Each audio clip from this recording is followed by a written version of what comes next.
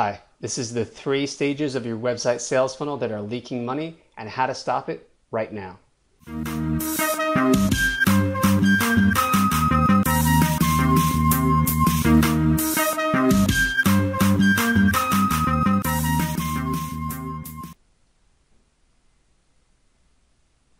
Hi, my name is Matt Ackerson. I'm the founder of Pedovera, and this is part 1 in a 3-part training series where I'm going to go over the different stages in your sales funnel, and we're going to identify the weaknesses in each stage, and I'm going to give you some quick actionable tips that you can implement right away to start getting results and to improve your lead generation and your revenue. Okay, so let's get into it. So the first thing that I cover in this introductory part 1 is, what is the difference between a sales engine and a sales funnel? If you've followed any of the articles I've written in the past, you've probably seen I've mentioned this term sales engine before. Well, the difference between a sales engine and a sales funnel is that a sales funnel is just one of 3 key components in a sales engine. A sales engine is composed of the 3 F's. That's, I think, the best way to remember it. It is foundation. That is your sales funnel, right? It's your website front end. It's the visual kind of centerpiece that everyone sees. Second is follow-up, and follow-up sometimes called your back-end sales funnel. This is the automated process that feeds leads, unqualified leads, back into the top of the funnel to qualify them or to actually convert them and nurture the relationship over time, multiplying your sales efforts, okay?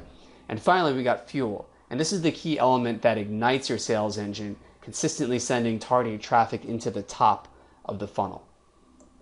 So we're going to talk more about follow-up and fuel at the end of this 3-part series, but the focus is on the foundation, which is your sales funnel. Okay, so now that we got that out of the way, let's talk about, we're going to start today with the middle stage of your sales funnel. And we're going to start there because instead of saying, top, middle, bottom, right? We're going to start in the middle, then we're going to go to the bottom and then end with the top in part 3, because getting the middle and the bottom part of your sales funnel makes the most sense, because why do you even want to think about generating demand, which is the top of your funnel, unless you have a solid kind of foundation to engage, which is the middle, and then convert into qualified leads and sales at the bottom, right? So that makes sense. You need that. You need to make sure that the foundation's foundation is strong, right? All right, so, and by foundation's foundation, I mean the middle and the bottom of your sales funnel foundation. Kind of meta. Anyway, all right, so let's, so I kind of give the example here in this article of a friend of mine who owns an MMA fitness website, and he's doing really well. He's generating over 70,000 visits per month, which is more than 2,000 visits per day. And the problem, though, is he's really not making a lot of sales right now, because when people come into his website, although he's managed to generate a ton of demand, really no one is converting and buying anything from him, because when they first come into the site, he's trying to hard sell them right away on a monthly membership, like a subscription membership of something like $50 to $100 a month. Well, they see that, and they don't really know anything about him or his brand, or they're not even sure if this is really right for them, so they leave and they never come back. So you want to avoid making the same mistake. This is a mistake that's very common. You want to avoid this by applying a level up strategy to your own website sales funnel instead. So how do you want to think about this? You can relate it to dating, right? So if you are single and you go on a date, and then you decide if you're compatible or not, and you keep seeing each other. Maybe you get the boyfriend, girlfriend status, and then you decide maybe you want to get married if things go really well, and then you start a family. right? So it's kind of one step at a time. And you want to think about your business relationship with potential customers in the same way. You don't want to try to marry them on the first date. I think that's really the best way to put it. You want to stop trying to marry all of your customers on the first date. So how do you do that?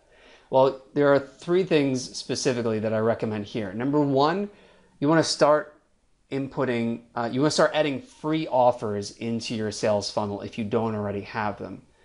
And it's free because in exchange for giving away like a free case study or a free report or a free, toolkit, something of value that's relevant to your core business, you're going to get contact information. You're going to get an email address. So that's going to allow you to follow up in that other part of your sales engine later on and then bring them back so that ultimately at the bottom of your funnel, which is we're going to talk about in part 2, they're going to convert and they're going to buy.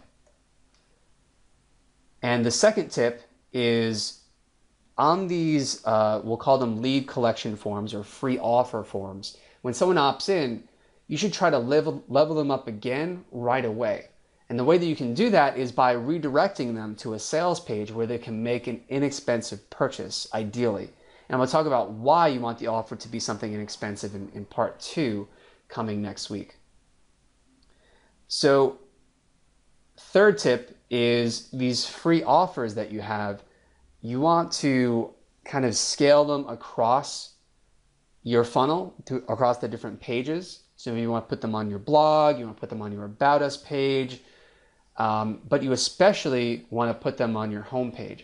So why do you want to put them on your homepage, or why do you even want to put them across, kind of spread them across the key pages in your funnel? Why do you want to do that?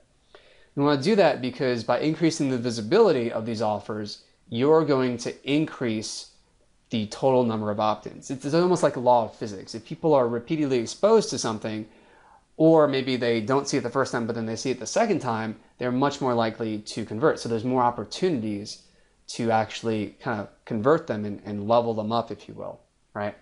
And the reason why you want to specifically, start with your homepage is because your homepage is one of the most highest trafficked pages, if not the highest traffic page in your sales funnel. And you can see a really perfect example of how to lay this out from a friend of mine, Kelly Azevedo, over at shesgotsystems.com. And you can see how Kelly's got a nice video, a headline, she's got some About Us text, and then in the bottom right-hand corner, she's got that call to action where people can input their contact info specifically with specific reference to the email address, because that's the minimum amount that you need in order to really get them to that next level. That's almost universal across businesses. I suppose that you could collect phone numbers, but people are much more willing to give up an email address in exchange for something like a free report or some sort of free case study. Okay, so let's talk briefly about copywriting, because I know that that's also something that is really a quick win for a lot of people, because many people make the mistake in their copy of not being customer focused. In your copy, you want to specifically use the words you and your, because that keeps the focus on the reader, which is your prospective potential customer, rather than on us, company. We are awesome. We do X, Y, and Z. We are the best. We are number one. Like people say, we are the leader in blah, blah, blah, but usually that means absolutely nothing, because if you're not specifically talking about a need or a problem that I, as in the role of potential customer, care about, then you're not going to convert me. I don't care if you're, number 1 or number 201, right? I mean, who cares? But if you can solve my problem in a way that meets my needs and my budget, then I want to buy from you, right? So you want to so that's, I guess, really the best kind of copy hack I can give you to reposition your company right from the start. And you want to start by making that change on your homepage, since again, that's one of the most highest trafficked pages on your site. And that's the page where people are going to go the most when they first want to learn about your company and what it is you have to offer. Okay, So quick question, Matt, what is this middle stage of the funnel? And why are we talking about conversions here, like on a free offer? Isn't that part of the bottom of the funnel? It's a great question. So you want to differentiate between conversions in the middle part, where we're engaging, where our goal is to just engage and kind of get them from level 0 to level 1 in the middle part of your funnel, versus the bottom part where we're going for qualified conversions, if you will. So a qualified, that means a qualified lead, or someone actually taking out their wallet and buying something, right? So that's really the key difference between the two. And you could say that there's some overlap there if you want, but that's really the key distinguishing factor. Okay, so thanks for going through part 1 with me. I hope that you'll join me for parts 2 and 3, where we're going to go through the bottom part of your funnel, where we're actually preparing and optimizing your funnel for more quality leads, as well as growing your revenue so that you can get more of those types of conversions, as well as the top, where we're actually generating organic traffic and demand without even doing any sort of constant promotion or anything like that. We're going to go over that too in part 3. Okay, so if you want to get parts 2 and 3, just click on the button over here to the right, or there's a link at the bottom. If you're on the petoverter.com website, there's a link at the bottom of this page or above this video where you can opt in to get parts 2 and 3. Okay, I'll see you then. Take care.